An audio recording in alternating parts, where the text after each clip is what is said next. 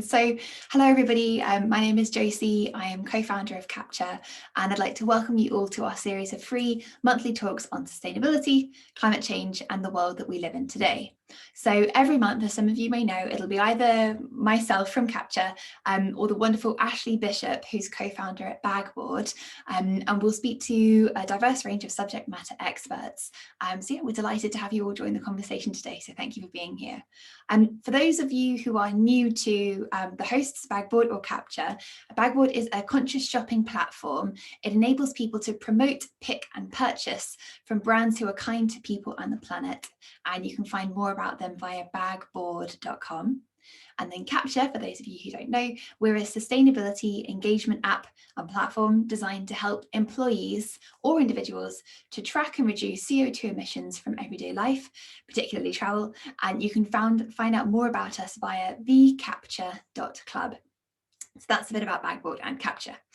So with that done, I'd love to move on to what we're going to talk about today. So we're going to be exploring the concept of a circular economy.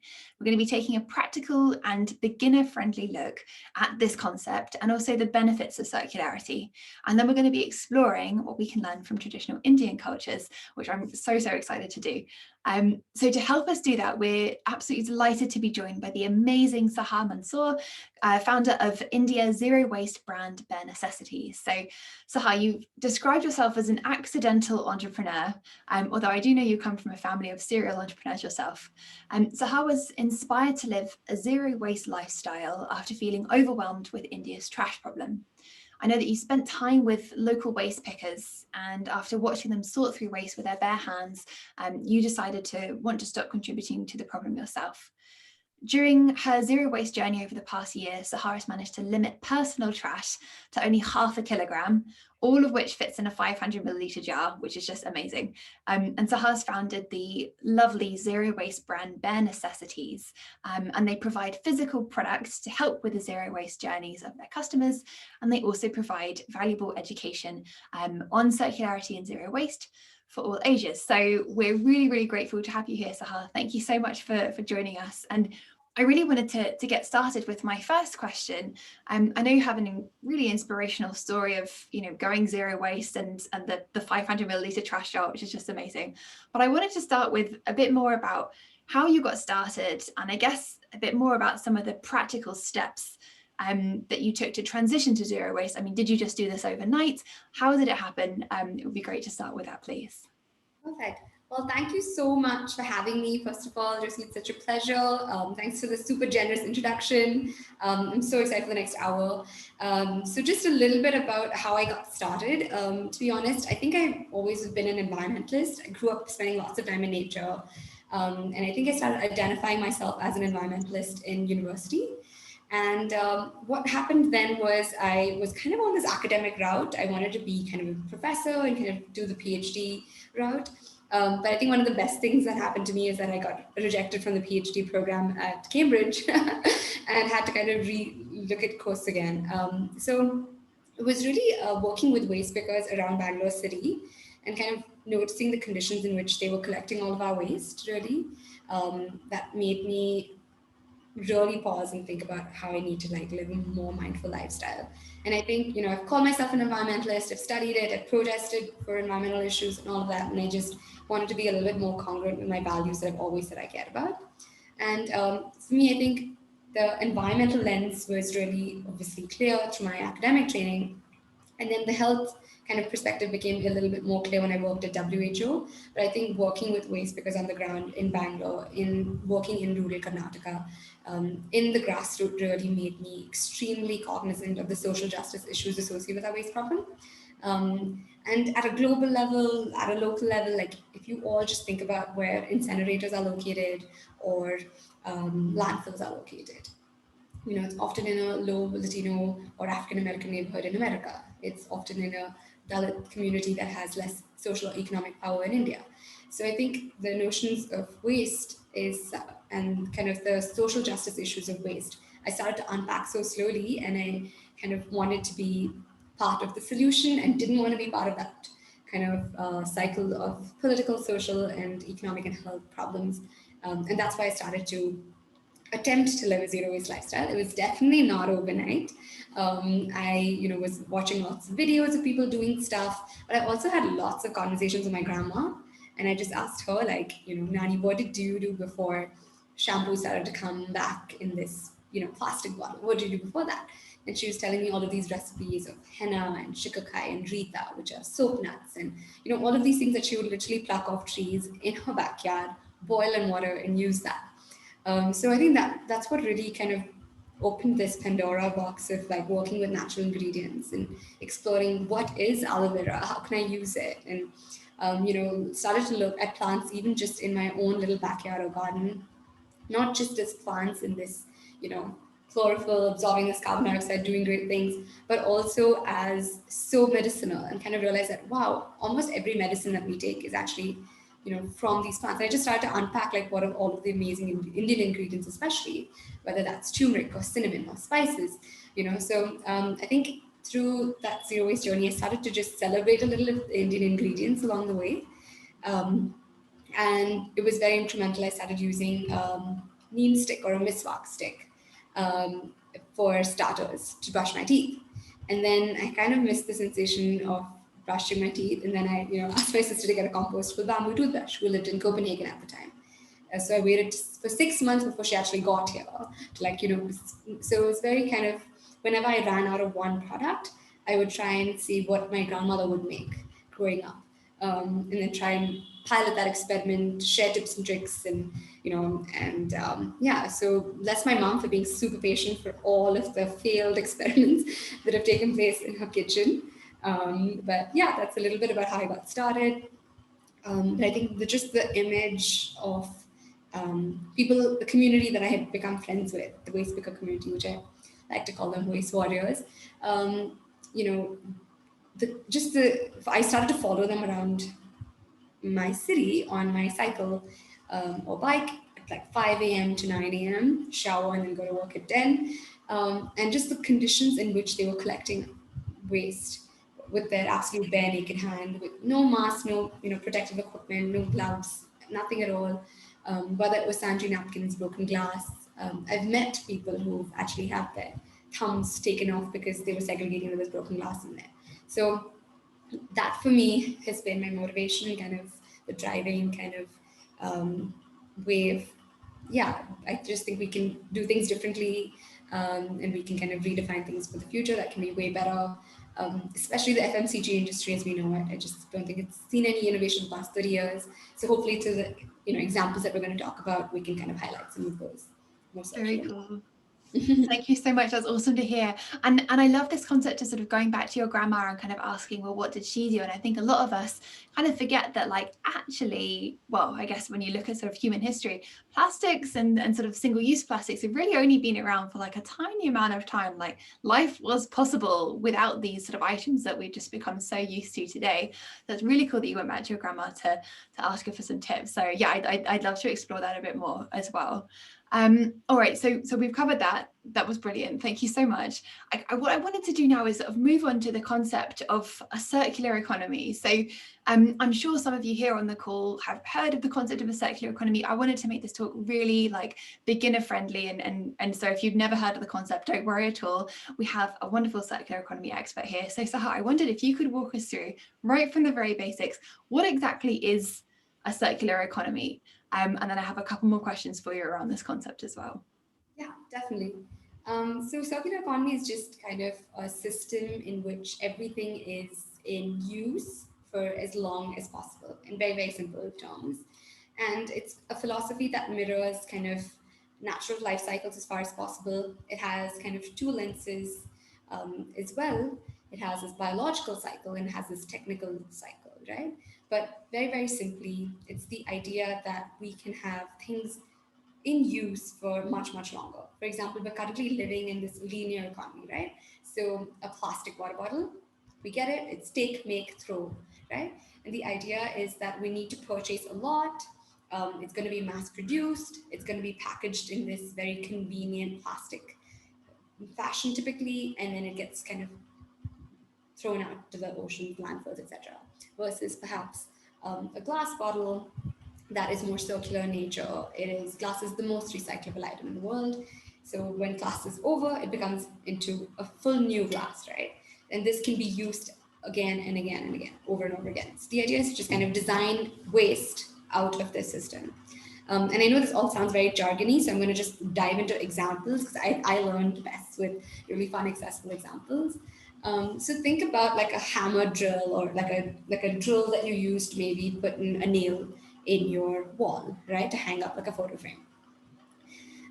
According to research, an average human uses that drill for only 30 minutes in their entire lifetime. So we don't really need to purchase that, lots of tools and equipment, and we can just rent it. So I think this idea of shared economy is something that has existed, for years in lots of our traditions and cultures, and it's just kind of coming back in a way through circular economy principles. So there's this thing called tool library where you can basically go and rent tools whenever you need. And also there is, it's perfect because then you can kind of rent whatever you want, highest, whatever's the latest and best in the tool department or whatever. And that model also works for renting equipment like cameras and, all of that stuff. And there are really amazing ways in order to have like insurance to make sure there's like safety, and it's gone back to the kind of tool library or whatever, and best integrity in terms of usage and things like that. So I think renting and shared economy is like a concept that I'm really excited about.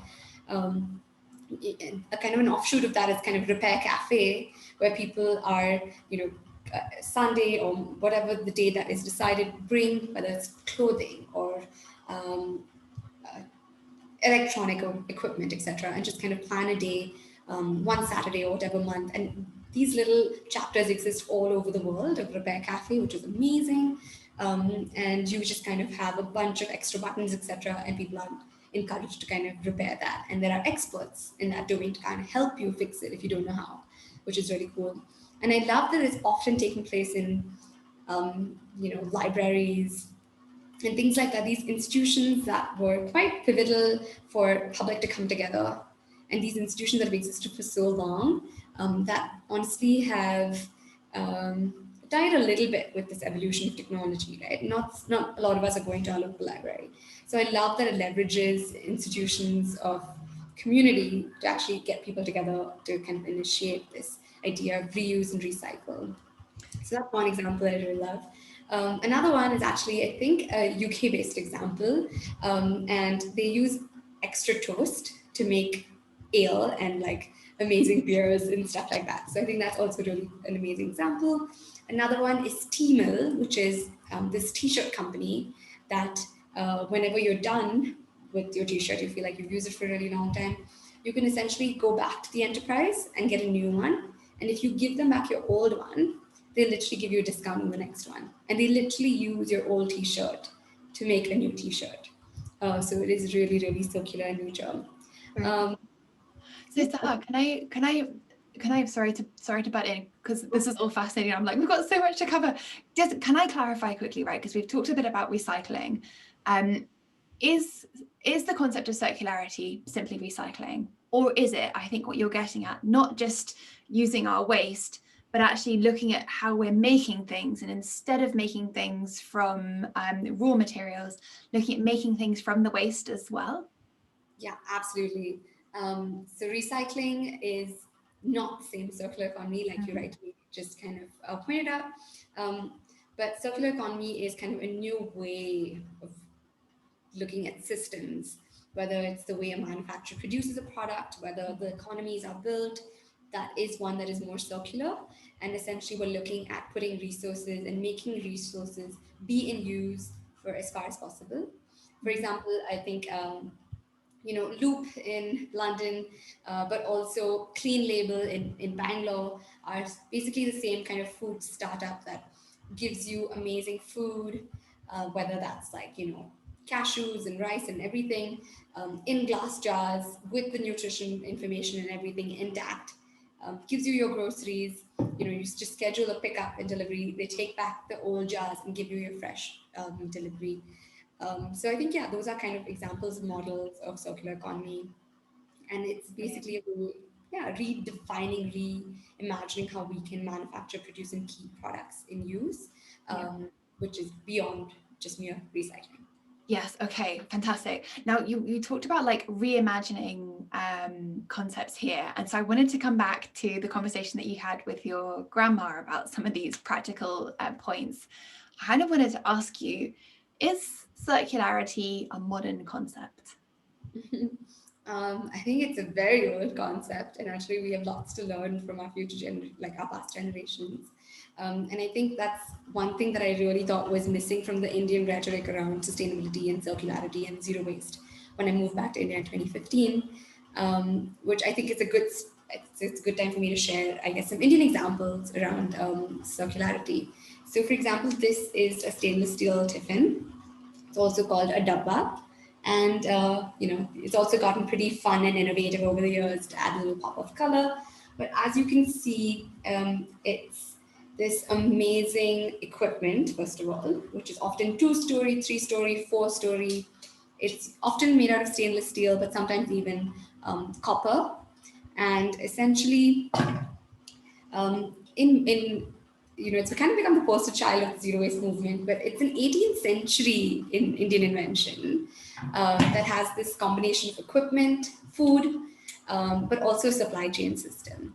And every day, about 2 million Mumbaikars in one city alone of Mumbai in India get amazing, healthy, home cooked food delivered to them for lunch. Delivered by about 6,000 or 7,000 Tiffinwalas or Dabbawalas who use the local Mumbai train system and also a cycle to get this amazing healthy food to them. And all without producing any waste. And I think that is such a phenomenal example of what zero waste or circularity has looked like and can look like. And it's really interesting that there is another startup in the UK now, which is called Dabba. So I think these models of the past are definitely coming back. And I think the challenges of our generation is to marry the old and the new, which is, I mean, Deliveroo and Swiggy and Zomato are great that they're providing us amazing, healthy food delivered to our doorstep, especially in the midst of this pandemic. But how can we make their packaging more circular? How can we make it one that doesn't pollute the environment at this unprecedented rate? So how can we leverage technology though to use the dabbawalas and make maybe geolocation and stuff like that really accessible for them? So the idea, I think, that it's really interesting that we're living in this time, because I think we're at this crossroads where we can look at models of the past, imagine models of the future, and kind of mix it all together to be like the cleanest, most just, most circular, most kick-ass systems of the future. Love it, love it, love it. Thank you so much. I love that example. Those look amazing. They look really gorgeous as well. Thanks for taking those and showing those to us. Now we've talked a little bit, I guess, about as well, like innovation and your vision for the future. And I guess obviously so many of us these days are used to living in that, what was it? Take, make, throw, or take, make, what was it? What was the three? Throw, yeah. Yeah. Okay. So many of us are used to living in that kind of like linear system. And when we talk about reusing or making things from waste, I'm sure there are some cynical people out there who say, okay, that all sounds very nice and like very well and good, but can we have economic growth? Can companies still make a profit and still, be able to afford to employ their workers and provide kind of the best goods for their consumers? Is the concept of circularity and economic growth, are they at odds with one another, or can we have both? I think we can absolutely have both. I think, so I think just looking at the history of plastic, I think we have a lot to learn. I think it basically started after the World War, where plastic was being used for, especially people who were in war and things like that, to make things accessible. And then I think this industry suddenly were like, oh, what do we do? And then they started making mass market products. And honestly, I don't think we should diss anything. I think, what plastic did actually for women to get out of the workforce at that time was really interesting, because otherwise women were always at home cooking everything from start to scratch. And now with the advent of packaged food allowed more women to take up jobs and go into the workforce. So I think everything has its pros and cons and kind of taught us a lot So I think it's important for us as we're looking at reimagining these models of the future to look at what happened in the past and what we know now to kind of re-envision these better models, right? And I think in terms of environmental, social, and economic goals, they're not always at loggerheads as people kind of sometimes, make it out to seem. So I think it's important to kind of also do the analysis behind the true cost, because sometimes, we're only looking at that $5 or 500 rupees on that price tag, but maybe for that t-shirt to even come to you, was it made with synthetic dyes? That, did the dyes then kind of go into the lakes and oceans? Did it pollute all of the groundwater?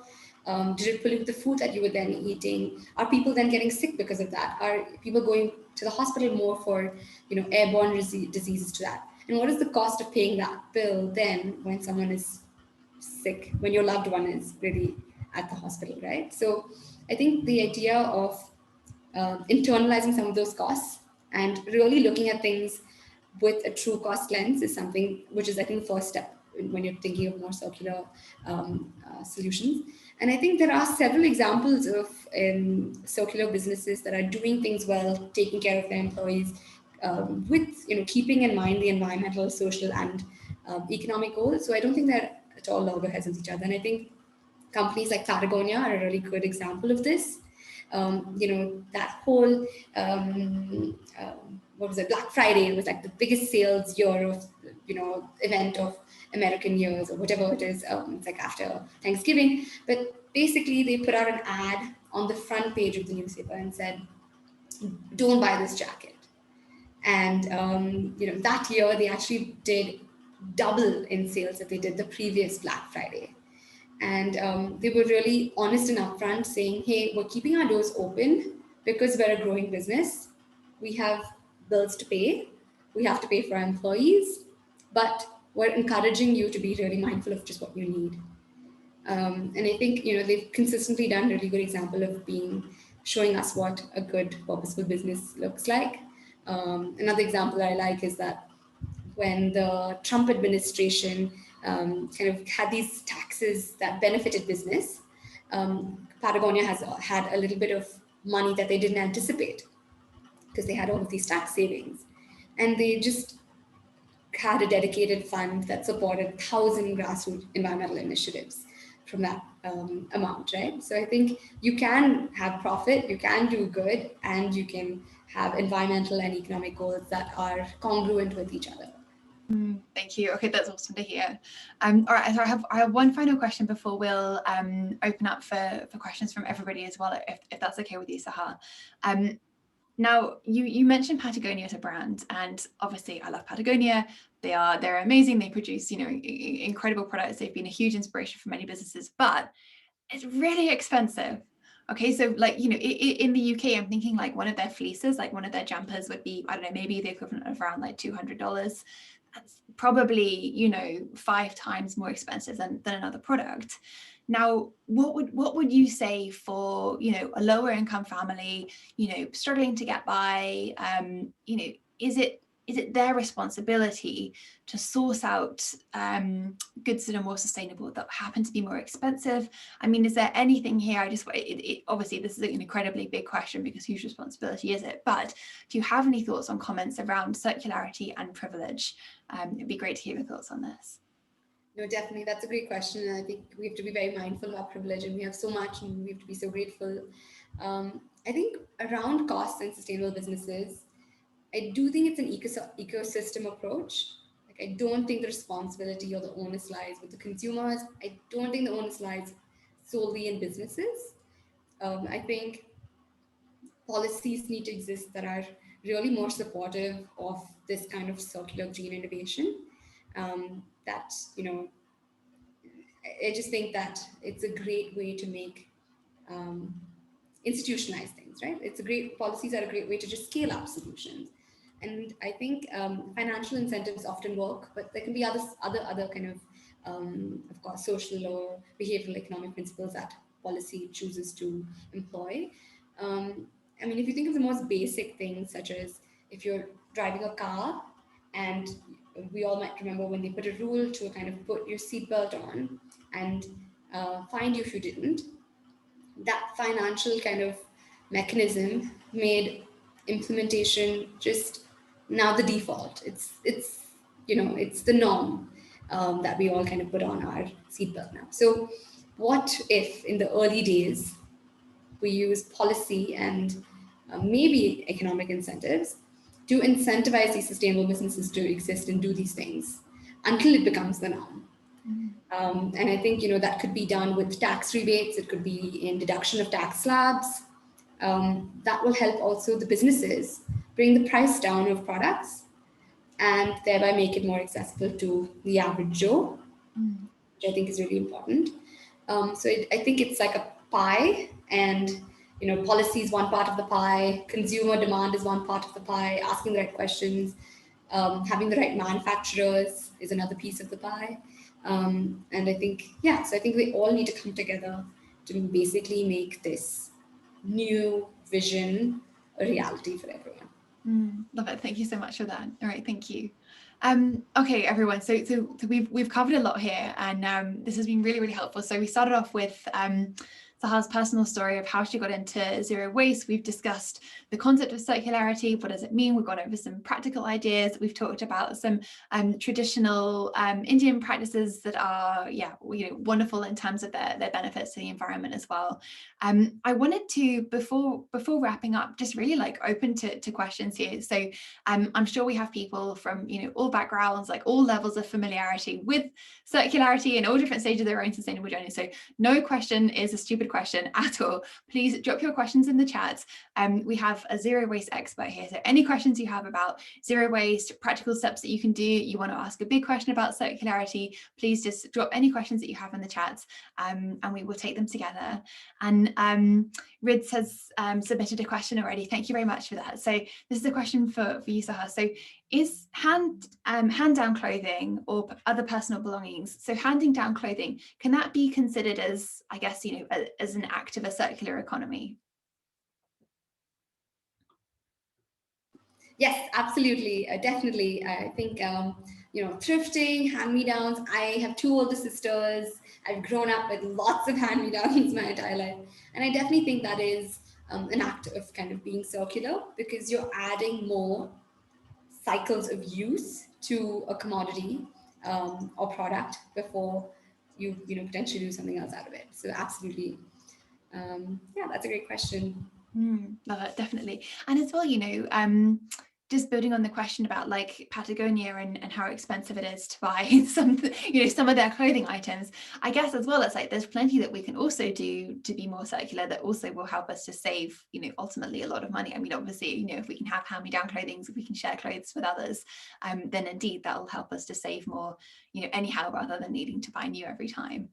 Yeah, absolutely. And I think, since we're giving the Patagonia example, they do have a recycled truck that actually goes on, especially driving through high density cities like New York. And, if you have a button from an old Patagonia, at least that's 10 years old or whatever, they'll help match something for you and kind of fix it up for you. And they also have the largest repair facility in all of North America. So I think that's also that shows that there is really commitment to do that, and I really appreciate that. And I think also just clothes swaps are so fun. I mean, honestly, I think being part of this family of two older sisters and stuff, it's just such a pleasure, and it makes it so fun to have something that's new. So I think exchanging with one another and having these clothes swaps have really kind of picked up here in Bangalore and Mumbai and stuff like that. So I think that also adds to making clothing and circularity fun, accessible, a community event, so there's so many benefits on that front as well. Very cool. Love it. Another really cool example of circularity. There are these cool startups that give you baby clothes. And then so if you're pregnant, you sign up, whatever, and you get X amount of clothes. And then when you're done with that, you give it back to the renting kind of system. It's steamed, ironed, laundered, whatever. And they kind of give you the next set of clothes. And it's just a completely lending model, because we all know how quickly babies kind of grow through their clothes. So I think that's kind of a good example of how businesses are, again, kind of taking inspiration from the old process of hand-me-downs from your sisters to actually create a good business model out of it, which I think is great. Fantastic. Thank you so much. Thank you. All right, we've got another concept here. Sorry, another comment, I suppose, here as well. I think is that from you, Priya. So here's a point here. So I'd like to highlight something rather than pose a question. Is it right to refer to the economy each time where there are a limited number of resources on Earth? Yes, absolutely, yes. Obviously, at some point, we're going to run out of raw materials to make stuff and the consumption graph will decline. Circular is the way to go, irrespective of economics, if you like my two says. I 100% agree. What's that? There's like an amazing quote where it's like, I don't know, but basically the concept is like, what is the point of a positive economy if we have a dead planet? I mean, it's like we can't just keep, talking about this as if everything is fine. So yeah, I think that's an incredibly important point. Well said. Yeah. Oh no, sorry, go ahead, Sahar. I just said well said, Priya. Like we all totally resonate with that. Well said. Yes, but here we go. We've got another interesting comment, and this is kind of why I asked the question about the economy, because so if you guys that don't know me, so here at Capture we work with a lot of businesses and we help their employees to be more sustainable. So we always have to try and think of, okay, well, what's the business reason for our customers, aside of course for saving the environment, that they would work with us. So that's why I usually have that hat on, because that's how we work with companies. And yeah, the very good other point here with the concept of circular economy being so compelling, why aren't more companies doing it already? Yeah, why do you think it's slowing down large organizations to transition and understand the need to transition to circularity? Yeah, and that's kind of why I asked that question, Sahar, like, is circularity at odds with economic growth? And I don't know, I mean, having listened to this as well, and I'm not as familiar at all with the concept of circularity as you are, Sahar, but I kind of feel like has been a little bit of a misconception that circularity means that you can't perhaps make as much money as a company or things like that as well. But I know it doesn't apply to all industries. But anyway, you're the expert. I'll let you respond to those two comments. Thank you for those. That's really generous of you to say I'm an expert. I feel like I'm still learning a lot about this. I guess why isn't everyone doing it? I think for so long we've done things in a certain way, and I keep going back to the example of the FMCG industry just because I know it, and that's kind of the area that I occupy, is that we haven't seen innovation in the past 30 years because the graphs were just going up and up. And as more people urbanized, as more people got jobs, especially in the Asian cities, you can really see that the consumption of mass market consumer goods was just kind of going on this like steady incline. So unfortunately, the manufacturers didn't really have any incentives to change, and there weren't any policies that were having strict implementation of policies. For example, in environmental economics, we study a lot about the polluters pay principle, right? So if all of those companies from the very start had to pay X amount in taxes based on the amount of waste that they were putting out, the amount of carbon dioxide they were emitting, chances are they would start incorporating environmental practices, way earlier along these, the past 30 years. So I think that's why maybe transition is a little hard, because I think there aren't the right incentives in place at the moment. So I think that's a little bit about why aren't people doing it already. Thank you for that question, Mehul. Thank you. All right, so we've got another question here as well. So yeah, thank you for all of these. These are fantastic. All right, so let's talk a bit about the carbon impact of circular economies in the push for climate action. Okay, so obviously, this is the area that we're a little bit more familiar with here at Capture as well, right? It's all about helping people to understand emissions and to reduce them. And this big challenge that, like, to be honest, a lot of the decisions that we're making pretty blind in terms of environmental impact. You take a food item off the shelf, you can see nutritional information. There's very little information on CO2 emissions. And also, so obviously a lot of the things that you're talking about as well. So that kind of true cost of things isn't really available to us yet as consumers. Are there carbon impacts to circular economies? How much of an impact does this have? I mean, I wonder, Sahar, whether you might be able to focus as well on the fashion industry, which I know is a very large polluter, not just in terms of waste, but also in terms of the CO2 emissions required to power the whole industry. So does the concept of circularity have a positive impact or not, much of an impact or not, when it comes to carbon emissions? Yeah, I think that's a great question. And I think, Josie, you're way more of an expert on this than I possibly am.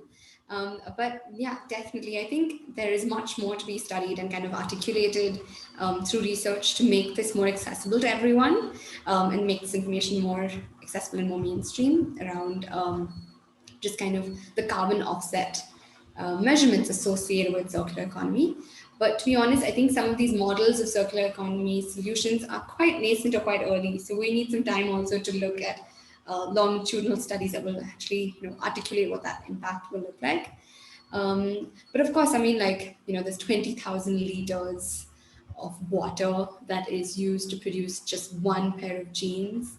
And we know some of those metrics, but I think, yeah, there is lots more to do around the kind of carbon calculations and articulating of how we can kind of transition to circular economies and what that might look like on the decarbonizing our economies front. But honestly, Josie, I'm not an expert on this, so I'd love also to kind of hear any thoughts that you might have on this.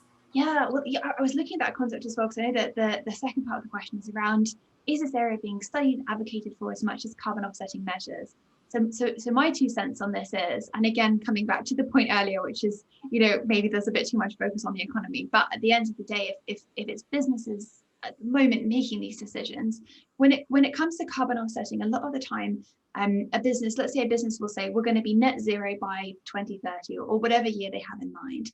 And perhaps now I'm going to be talking about like fashion businesses or FMCG businesses or business like Unilever, right? They produce a lot of single-use plastic items. They will have a question, which is to become net zero. So it's this concept of saying, overall, we're not causing any CO2 emissions. Now, there are a couple of ways that you can go about this. First of all, you need to measure the emissions as an organization. You then you try and reduce them as much as you can. And then to balance out the ones that you can't reduce, you purchase carbon offsets to balance them. And often I think you get to a certain point as an organization where it's like, okay, what's more expensive? If I can offset my emissions at, let's say, $10 per ton, is that cheaper for me than making a really big change to my whole factory and supply chain? And unfortunately, sometimes it comes down to these questions. But obviously, more consumers are waking up to the fact that you can be net zero and just buy offsets and kind of buy your way out of taking any big actions.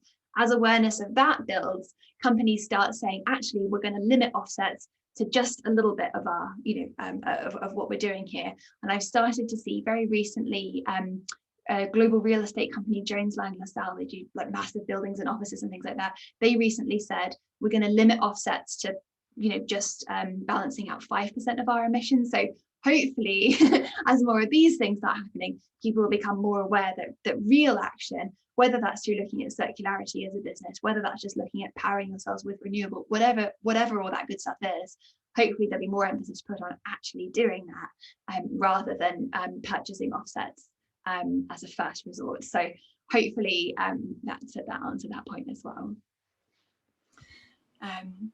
Yes. So thanks for helping me explain, me understand that concept more. It's a confusing one, hey. No, I appreciate that. Not at all. So, all right. So we've got let's just take one or two final comments, if that's all right, and then we'll do a quick wrap up. So we've got another comment here. Example impact of a circular economy. Yes, could be composting. The amount of CO2 and methane from a landfill is much higher than that of a composter. Yeah, I think that's a fantastic example. So have you got any comments on composting and reducing emissions from landfill? Yeah, that's a great one. This is not so relevant to the comments, but just I thought of examples that again I love. I thought I might be sharing. I worked in the solar energy industry prior to starting Bare Necessities, and we work primarily in communities that are underserved, rural India, for example. Some of them didn't have bank accounts even in the first place. So when we would go into these communities and we would convince a local bank to give these wonderful end users loans, they would just say, no, they're unbankable, they have no credit history, so we're not going to do this. So then us as an organization, Circle Foundation, we put the bank guarantee down, right? And we said, okay, fine, give solar loans to this whole community of say 100 households. They're going to be your end users, they're going to pay you 200 rupees per month and going to repay this loan back within 3 to 5 years. And once they finish repaying, it's in that 3 to 5 years, we actually would take that bank guarantee amount and kind of use it for the next 100 households. So we just had a revolving fund for making basically renewable energy more accessible to end users. So what if we had this amazing revolving fund for circular economy? Because also there are businesses like bare necessities, like entrepreneurs like me, who are looking to find for finance, right? Who are looking to make these solutions very accessible, but we also have, often financial constraints of scaling up. So I think the financial models also could be really innovated around, one that is a little bit more kind of supportive of community and more patient in their capital, rather than kind of sometimes VC returns, etc., that are a little unrealistic in the return that they expect of you, etc. So I think that's just another kind of lens to put on circular economy, because we've been talking a lot about the onus on being on us as consumers, and then on producers. I just wanted to bring in, and then policy. So I wanted to just bring in another ecosystem actor into this conversation, financial institutions, who have the actually, power to actually help move decisions, innovations in a certain direction if they were creating the right kind of incentives to do so. Definitely love that. Yes, of course, we need more involvement from financial institutions. Absolutely, I love that example. Thank you. All right, so let's take one final question. I love this one. Nice practical way to finish us off. All right, so for those of you here who are working, what can you do to start awareness and execute on a circular economy at our workplace? Or any practical tips on that, Sahar, would be fantastic as a final question. Oh, yeah, definitely. That's a great one. Well, in your workplace, you can compost and segregate all of your waste, and you can compost all of your food waste. You can have clothes swaps and kind of renting models, of many things, not just clothing, but of bikes perhaps, that belong to the office. So when people are going around, could use. Lunch, you could kind of get more circular dabbas and support local entrepreneurs who can bring food to you, take back all of the packaging and then bring it back again. So yeah, if you can, I think those are some places where we can start as circular businesses to get kind of started. Have tree planting drives, have the conversation open, see if we can make models. Just look at what we're currently doing, a little audit on what we're currently doing, and see what we can do to be a little bit more sustainable or circular. Love it. Thank you. Oh, really? We've got some other suggestions coming in the comments as well. Thanks, everyone. Yeah, repair cafes at work. That's an awesome idea too. It's so interesting, isn't it? Like you meet someone and they might have like a really particular skill on being able to, or somebody might be really good at sewing, or someone, to have a, I love that idea. That's brilliant. Thank you. All right. Well, let's wrap up then. Sahar, please tell us everything about bare necessities. I know you ship internationally because I've already asked you this from the UK. And tell us about your business. How can we find out more about what you're doing, whether that's from an education perspective or from buying products as well? I think you had a little discount code for people that were here too. So please let us know how we can support your business. Yeah, well, thanks so much for asking. So essentially, Bare Necessities is a sustainable business based out of Bangalore. We create zero waste products that really try and marry these values of circular economy, values of cradle to cradle philosophy and how we kind of design and produce our goods. So we have everything from compostable bamboo toothbrushes to colorful dabbas, to stainless steel straws and beeswax food wrap. You can kind of cover your food, your sandwich with it. Paper tape instead of plastic tape, which is pretty cool. A little tumbler to take with you when you're hiking. So it kind of comes like this. You can kind of stick it on your backpack, and then you can open it and it's like a tumbler to go. So it's perfect for tea, coffee, hikes, juice stops. So that's a little bit about what we do on the product front. So we have a completely woman-run manufacturing team that creates all of the handcrafted goods, soaps and detergents included that are in the back. And then we have courses on sustainability to make sustainability fun and accessible. So we have one on zero waste, one on sustainability, which has models of renewable energy, and we have one on circular economy coming up. So keep an eye out for that. And apart from that, we also have a little book around sustainability and zero waste, which kind of really highlights a bunch of Indian entrepreneurs and Indian examples So we've kind of helped highlight, spotlight amazing innovations going on in this space. And a lot of them that might even not have a digital footprint. You might not find on Instagram, for example, but are doing something really cool to recycle your shoes. As something really kind of small that you hadn't thought about. But yeah, so kind of it's all encompassing. So that's a little bit about our business. We have an amazing team that puts together everything. And we're quite fun on social media, so follow us. We do try and do a bunch of reels and stay on trend. And if you ever have any, questions around sustainability, you can always just slide into our DMs, and we're always happy to answer them. What's your Instagram handle? Yeah, let me put it on chat. Awesome, thank you. I've dropped your website in there. You had a discount code. Did you have a discount code for everybody here? What was that again? I do. I think it's just capture. Let me just put it on chat as well. Awesome. Thank you. Thank you. So whilst you're doing that, I'm of course going to come in and plug for what we're doing here at Capture, and also our lovely friends here at Bagboard. So as you all know, Capture and Bagboard hold these talks on a monthly basis. So come back and join us next month. Check out either Capture or Bagboard's Instagram for news on all the latest talks. So we try and highlight a really awesome variety of speakers such as Sahar here and subject matter experts. So we really hope you can join us for further talks. You can find out more about Capture and our app to help individuals track and reduce CO2 emissions via Instagram at the Capture app, or if you type into your app store carbon footprint tracker, you should find us as well. And then you can find out more about Bagboard via Instagram simply at Bagboard, and they have a fantastic conscious shopping app as well. So hope you guys can find out more there. So there we go. So just a huge thank you everybody for joining. Thank you so much, Sahar, for having us. And any final comments or any final words to everyone here? Well, just thank you so much for having me. I put the code in, it's capture10. And here is our Instagram as well in case you have a need. But it's been so fun chatting with you, and I learned a lot about kind of carbon offsetting, and all the comments were great, and all the suggestions were amazing. And someone knows, Sahar sis, okay. Great. Thank you so much for joining. I had a blast.